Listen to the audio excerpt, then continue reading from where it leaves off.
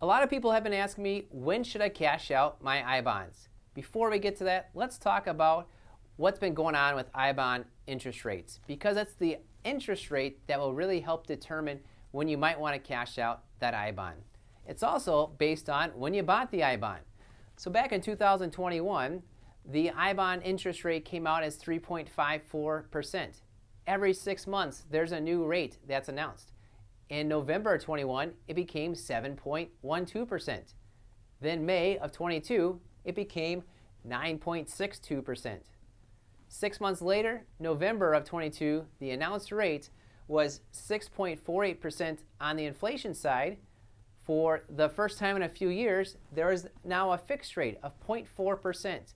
That fixed rate stays with the bond for the entire amount up to 30 years that you hold that bond. When you combine that together, any brand new I-bond bought in November 2022 through April 2023 gets the combined 6.89% rate, but only for the first 6 months of when you hold that purchase. All of these, whenever you bought them, every 6 months gets to a new rate. And it's a new rate based on when you bought it. It's not a new rate based on when they announced the rates in May and November. So what's the new rate going to be in May of 2023? Who knows? That's anyone's guess. But understand and remember that you don't get that new rate until the 6-month anniversary of your bond. If you bought that bond in October of 2022, like a million other investors in the US did, you got that 9.62% rate for 6 months. In April of 2023, you get the 6.48% rate. It's not until this October 2023 that you get the new rate, whatever that rate must be. And when that rate shows up, you have a 3-month penalty when you cash out an I-bond. You have to hold on to the I-bond for 12 months, but if you cash out up to the first 5 years, in the first 5 years when you cash out, there's a 3-month interest penalty. And it's the prior 3 months that you lose in interest. So if you bought that in October 2022, as an example, it's because you loved the 9.62% rate, and you knew the next rate would be 6.48%.